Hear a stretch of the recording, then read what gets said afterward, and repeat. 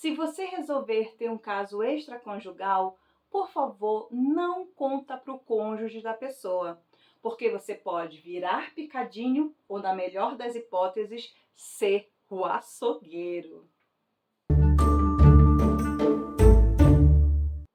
Oi, gente, tudo bem? Eu sou Roberta Rios, aqui do canal Rios de Ficção.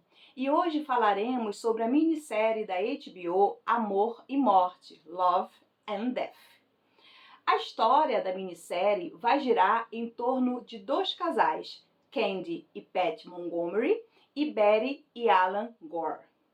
Cansada de sua vida pacata de dona de casa, Candy começa de repente a sentir atração pelo seu vizinho, seu colega de comunidade e religião, nada atraente, Alan Gore. Eles têm o caso dura alguns meses e tempo depois dessa traição, alguns meses, Candy entra na casa de Betty como uma mulher totalmente respeitada na comunidade e sai de lá como uma assassina cruel. Sim, essa minissérie é baseada num crime real que aconteceu no dia 13 de junho de 1980 no Texas, na cidade de Willie. A minissérie ela foi baseada no livro de dois jornalistas, o Jim Atkinson e o John Bloom. Eles escreveram durante esse processo do crime artigos para o jornal e depois condensaram tudo isso num livro. Quero dizer para vocês que eu não vou fazer uma análise do crime em si, e sim o que é ficção, ou seja, principalmente a minissérie. David Keeley é roteirista e criador da série e a direção fica a cargo de Leslie Glatter. Vamos começar pelo início, pela abertura. Quero que vocês me entendam, respeitando as devidas proporções, levando em consideração que é uma minissérie. Gostei da abertura, gostei, mas eu achei que tem um quê de novela mexicana, de abertura de novela mexicana. Por quê? É muito didática, é muito objetiva, mesmo tendo uma certa subjetividade. Primeiramente, a abertura vai nos apresentar o espaço onde acontece a narrativa, a religião daquelas pessoas, os valores daquela comunidade e a protagonista maravilhosa. A abertura inicia com o nascer do sol e termina com o pôr do sol. O que pode representar esse passar do dia comum naquela comunidade também comum. Mas esse dia não vai ser tão comum assim, porque numa casa aconteceu um crime absurdo. Os elementos, pelo menos grande parte dos elementos que se referem diretamente ao lar familiar, isso lar de forma genérica, tá? Está de alguma forma danificado. Reparem, apesar de ter toda uma aura de perfeição aquela comunidade, provavelmente esses elementos danificados querem mostrar o quê? Que a família tradicional e cristã, que é o que é aquela comunidade, não é tão perfeita como parece ser. Eu não posso trazer para vocês aqui a abertura, mas quero que vocês percebam dois exemplos. Um deles é quando aparece a cerca. De longe a cerca está muito bonita, mas quando aproxima você consegue ver alguns, não sei se dois, mas enfim, alguns pedaços da cerca danificada. Um outro exemplo é o jogo de jantar. Muito bonito, prato muito lindo, muito decorado, uma decoração fina, mas está lascado. Sem contar, né, o dedo cortado de Candy. Imediatamente à abertura surge a seguinte frase: esta é uma história real. É uma história real? Sim e não. A gente sabe, eu já falei para vocês, que essa história da minissérie ela é baseada em algo que aconteceu na vida real. Mas no momento em que eu tenho um fato real e ele vai ser transposto para um livro, vai ser transposto para a TV em forma de ficção, deixa de ser realidade e passa a ser ficção. Então, quando eu penso na Candy, de David Keeling, né, que é o roteirista, quando eu penso na Candy da Elizabeth Olsen, na Candy da Jessica Biel, não é a pessoa real Candy Montgomery que matou a sua vizinha, colega Betty, e sim um personagem de ficção. Isso é muito importante que vocês não se confundam, porque eu não sei até que ponto o roteirista, por acreditar numa narrativa, ele impõe isso. Essa é uma história real. Mas chama atenção para vocês que no fim de cada episódio tem lá um textinho pequeno dizendo: é ficção, mas não. Opa, perdão. É realidade, mas não é tão realidade assim. Né? Alguns eventos precisaram ser dramatizados, ou seja, isso não é real, isso é ficção. Agora vamos analisar os personagens principais dessa história, começando por Candy. Ai, olha, a Elizabeth Olsen tá maravilhosa interpretando Candy. Ela é muito importante, ela tem grande parte da importância do seriado ser interessante.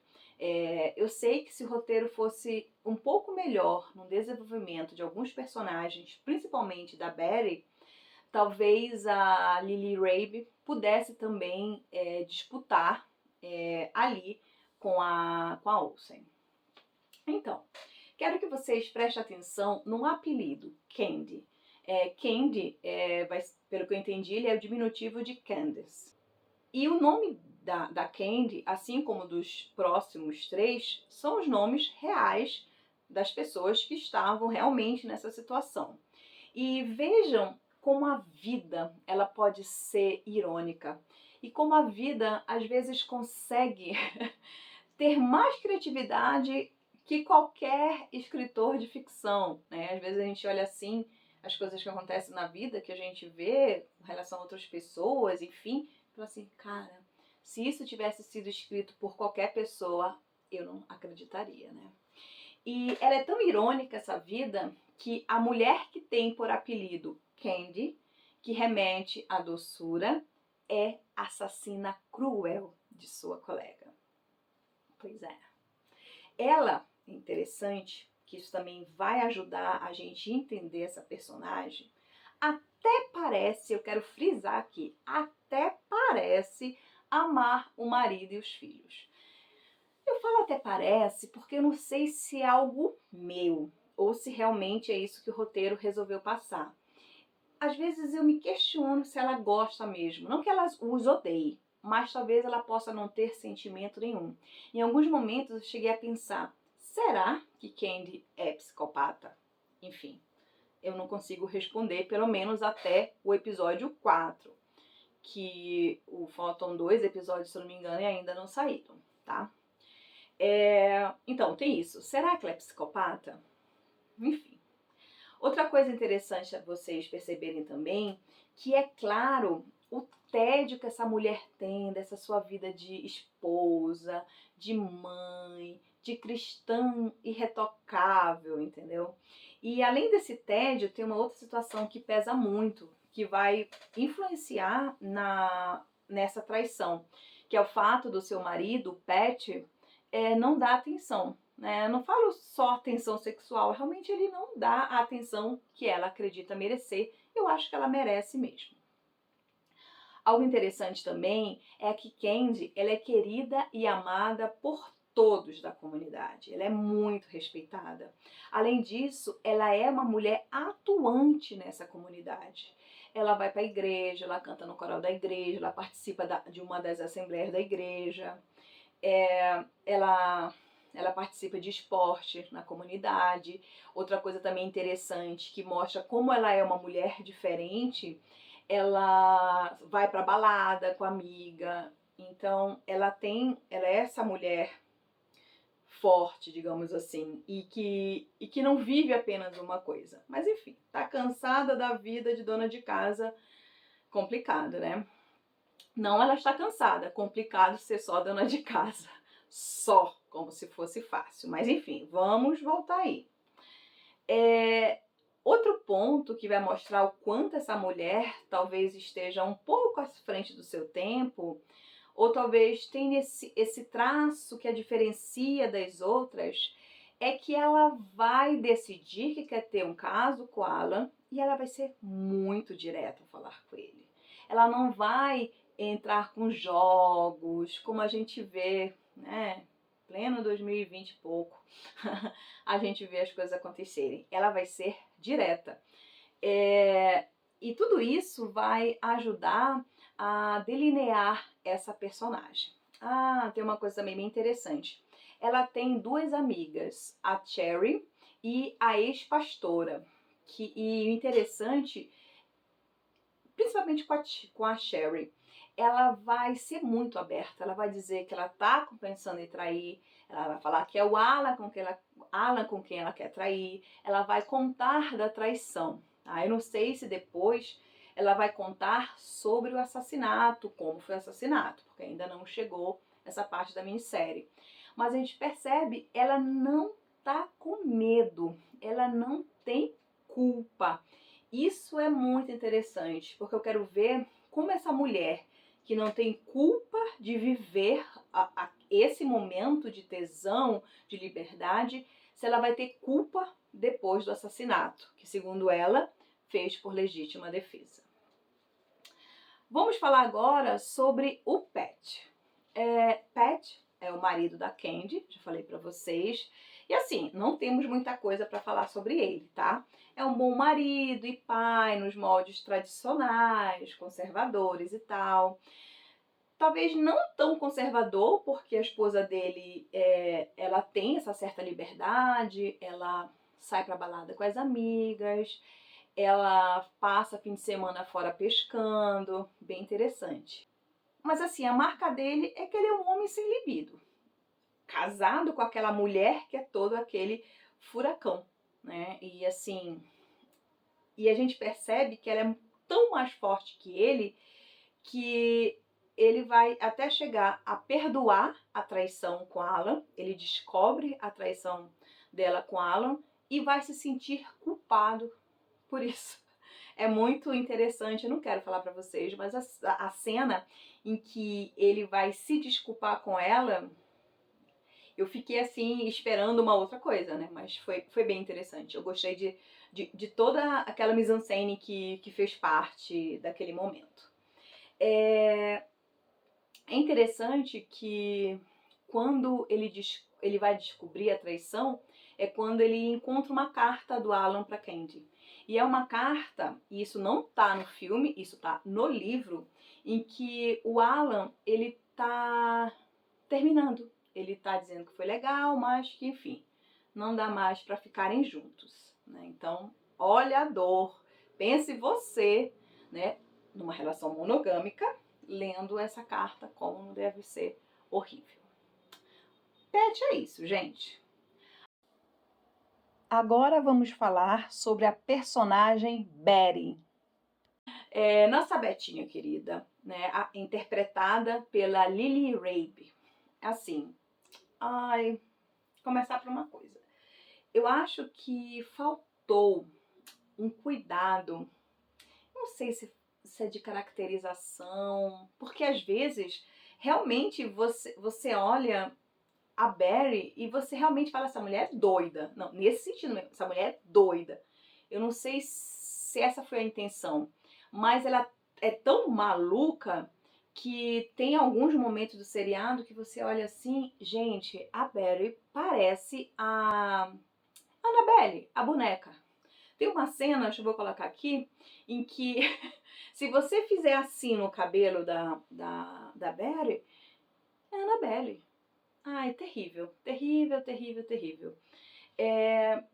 Então, antes de falar dos outros traços dela, a minha reclamação aqui da forma como ela foi apresentada. Eu não sei se é porque o David Keeley, ele quer que a gente acredite que a culpa não é da Candy, e sim da Betty, e faz isso, tá? mas ele coloca ela como uma pessoa desequilibrada. Não quer dizer que ela não seja desequilibrada. Eu não estou dizendo que ela não é desequilibrada. Até porque as poucas coisas que a gente consegue ver dela é que ela, assim, ela tem algum transtorno minimamente.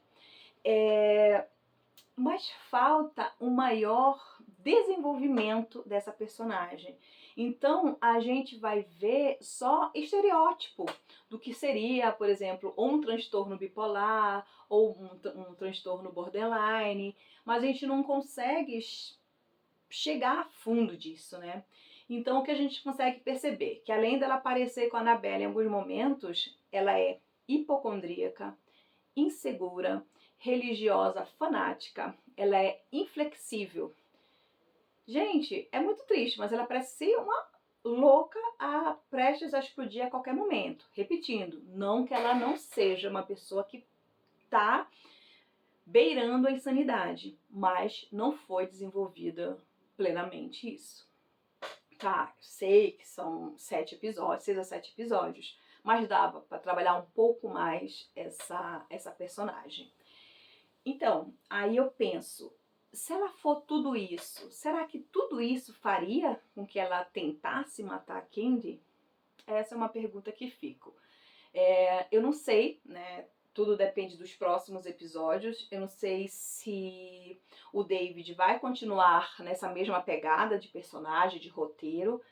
Enfim, a outra coisa, se eu perceber que os próximos episódios eles vão repetir o mais do mesmo, eu não vou trazer um outro vídeo sobre. Se eu perceber que houve alguma mudança ou algo bem interessante para trazer para vocês, aqui eu gravo outro vídeo. Se não, não teremos. Outro personagem que nós vamos falar aqui é o Alan Gore, o Jesse Plemons. Assim como o Pat, ele é um bom marido e pai nos modelos tradicionais, conservadores. Ele é aquele homem de antigamente que a gente pode pensar. E também, como o Pat, ele perdoou uma traição da esposa. Babado! Com relação a iniciar o caso com Candy, ele é extremamente protocolar. É muito engraçado. É porque ele tá muito confuso em começar esse relacionamento. Acho que não é por falta de vontade, é mais assim, realmente por medo da comunidade. Ele é um homem conservador. Enfim, a Candy, ela até vai ser burocrática até iniciar esse relacionamento, mas muito por causa dele, não que ela não seja, tá? Vocês vão ver que ela tem umas organizações assim um pouco diferentes, vocês vão perceber. Mas muito mais do que o Alan, que pensa muito no planejamento, ela quer a execução, ela quer transar. Não tá errada. Algo importantíssimo para falar para vocês é que o Alan, ele é um homem sem nenhum atrativo físico. Gente, ele não é bonito, ele não é atraente, ele não é nem carismático. Porque ele fala, a pessoa, né, pelo menos é carismática, isso é muito legal. É engraçado, nem engraçado, é fotogênico, não. Ele é sem atrativo. E é interessante que o primeiro hotel em que eles vão ter, né, o primeiro encontro, ela meio que faz uma relação entre o apagamento daquele hotel e desse homem. Então, gente, o vídeo tá muito longo, então eu vou cortar aqui e vou fazer uma parte 2. Nessa parte 2, eu falarei sobre o caso extraconjugal de Alan e Candy e sobre a cena do crime. É isso. Se você assistiu até aqui, eu agradeço. Peço para você se inscrever e curtir. Tchau, tchau!